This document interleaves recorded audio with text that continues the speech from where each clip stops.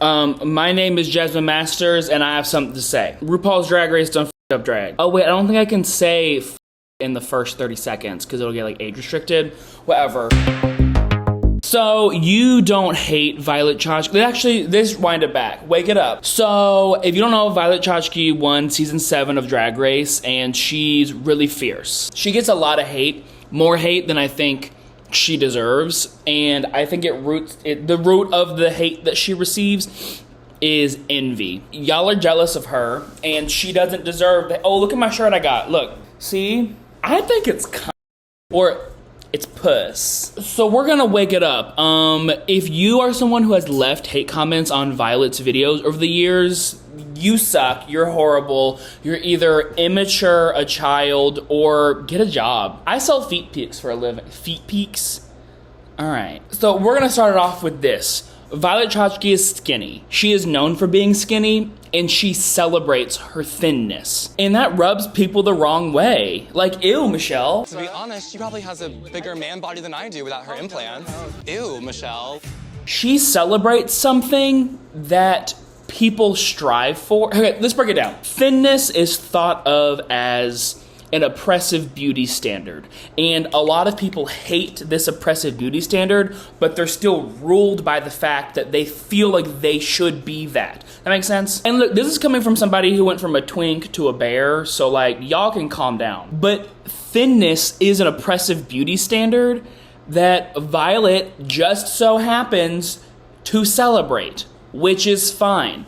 But I think that it rubs people the wrong way when she is somebody who is celebrating an aspect that people think is oppressing them. So when they see Violet, they see somebody who's thin and who's like kind of rubbing it in their face because that's her drag character. They feel insecure and they feel bad about themselves. But instead of realizing that, they take their feelings out on Violet. And look, it's fine. Look, I don't find I don't care about thin people. I don't care. I love Violet. I don't care about thin people.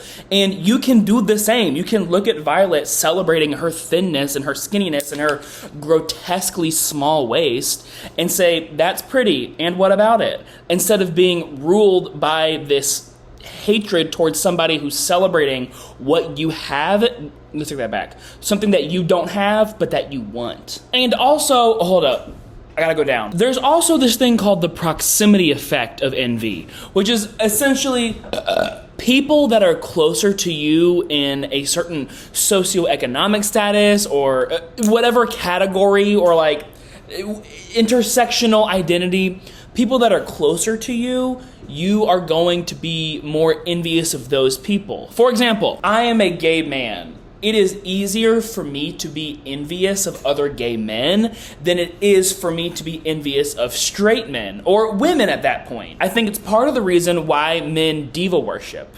Gay men diva worship. Because to be a gay man is to be an oppressed minority, you will become envious of other people trying to social climb in your oppressed minority. And so it's easier for you to put all of your ambition and fawn over somebody completely outside of your class. Does that make sense? Whatever. But I think that that's why people are envious of Violet in specific, because she isn't this uber celebrity. She's like a D-list celebrity, no shade. But like, she's not an Ariana Grande. She's not a Henry Cavill. She's not an A-lister. She is a little gay boy who climbed and crawled her way up. And because of that, people see themselves in her easier because they seem closer to her. And then it's much more easy for them to become envious of her because they can easily see themselves becoming a Violet. I don't know if that makes sense, but let's go on to point 2. Oh, another one is that people undervalue aesthetics. Aesthetics and fashion. I don't exactly know why people don't view a look queen as worthwhile, but I have a hunch. I think because people see someone wearing clothes and they're like, I could do that. No, you couldn't. No, you couldn't. You couldn't model that. You couldn't create like an aesthetic universe that your character lives in and then embody that. You know what I mean? Like, Violet has been able to concoct this idea of like a burlesque dominatrix thin Dita Von Teese, Erte paint. It's like, not painting, drawing. Does he draw or paint? Look that up. Illustrations. He's an I looked it up on Wikipedia. The thing is, what Violet has done, and what she did, okay, on season 7, Violet was able to create this aesthetic universe for her character to live in that I don't think has been touched since then. Like, look at somebody like Raja, okay? Love Raja. Raja is fierce. We love this look. We love that look. Raja changed the game when it comes to fashion. But Raja didn't create one clear aesthetic, which is fine. There's nothing wrong. Like, I love David Bowie, or I love Lady Gaga. And these people, they've created a bunch of different types of aesthetics, you know? And I think that's really cool, but I really think there's a skill to someone like Violet, like really honing one creative sphere for her character to live in. It's similar to someone like Chappell Roan, where Chappell Roan has this, I don't know, campy, tacky aesthetic that her drag character lives in. We'll see where it goes as her career goes on, but Violet has been able to concoct a clear vision for her character to live in, and that's very difficult. It's difficult to do without it coming across as boring or derivative or reductive, and Violet has been able to continuously create more looks that still fit in that universe without it feeling bland. And that's really hard. I think people, because creating one clear aesthetic over years and decades at this point, because that's not something that people do, I don't think they realize how, it's like editing, okay? I'm an editor, not to insert myself, but to insert myself. I'm an editor, and when people try and edit one thing, they finally realize how difficult it is to edit. Editing is hard. Editing and creating an aesthetic consistently is so difficult. And Violet was able to do this at 22 and had this clear vision and continue to create this. And people, I hate this. And I think people, they think because she wants her drag to be like this, they think that she wants all drag to be like that, which is like, no. Here's this comment. Hold up. I'm gonna look up this comment. Wake it up. So on All Stars 7, Violet, if you're watching this video, you know what I'm talking about. Violet hosted with Gottmik, and she booted this look by Raja, which is hilarious. Does it matter? Not at all. Is Raja's look good? Yes, it's really good. It's better than a lot of things Violet has done. But do I care that Violet doesn't like it? Why should I care? No, sorry, it wasn't on that. It was on Drag Tea Served with Matt, which I hate this channel. The man, Matt, you seem lovely. I love you. I hate your channel. Sorry, Illy, but there's this comment by this bitch. I don't know, but it's the top comment. And it says, my issue with Violet as far as the scandal is that Violet thinks only her aesthetic works, which is like, did you see who she gave the top look of the week for? The week she booted Raja? It was Shay. It was Shay in this African, and it's like, that's the most opposite of Violet. There's like no black, well there's like blackness, but like, I meant like black as in the color black, not as in like this, I'm really sorry, I don't want to be offensive. It didn't look like Violet's aesthetic at all, and she shooted it. She shooted it. She said it was the best look of the week. So what do you mean she thinks only Violet's aesthetic works? I think people have an idea in their mind of what the ideal woman looks like, and Violet as a character plays into that archetype of ideal woman, and people think that that's how everybody is supposed, they think that's the ideal that rules society, and they think because that's the ideal that rules society, they think that Violet thinks that that's how everybody should act.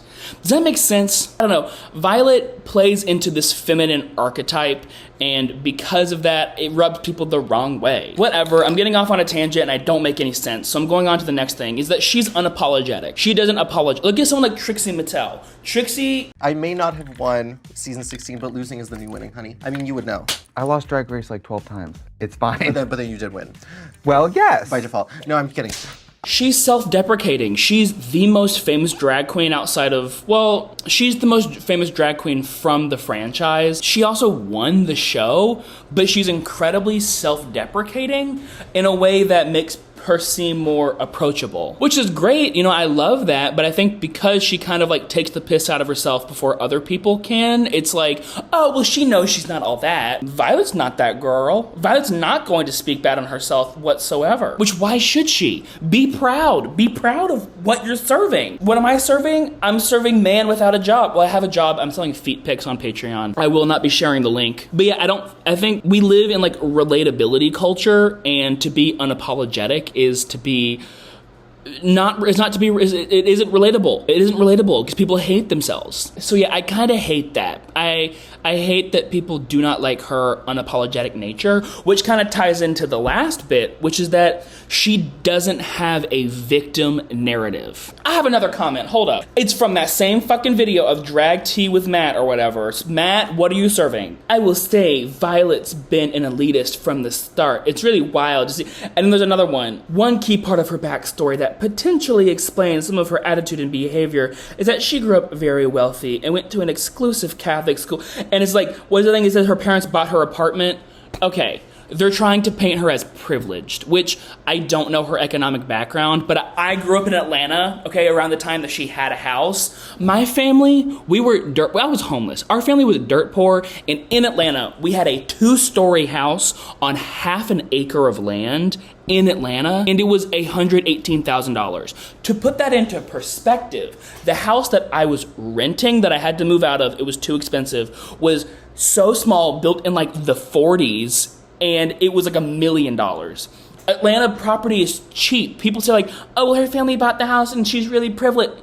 Housing was cheap in Atlanta. It was cheap. And also like Violet, I was trying to say white and Violet. Violet isn't white. She is not, she's Ecuadorian. I'm sure that she has benefited from white privilege because she is white passing to a degree, but also she's a first generation immigrant. Her mother is from Ecuador, El Salvador. Oh God, Ecuador. Is Violet Chachki white? Well, technically, no. Play the tapes. Like, I'm bright pink and Violet is yellow. It's like SpongeBob and Patrick. You definitely have pink undertones. I do, sure. but I was like, do I look rather pink and like you look kind of yellow? And Violet looks at me and goes, I'm Ecuadorian. I don't think that she's this beautiful, well, she's beautiful. I'm so sorry, Violet. I don't think that comes from this privileged background that you're trying to say she comes from. Look, I'm sure she's have some privileges. She went to a Catholic school, but also like, mama, you are grasping for straws.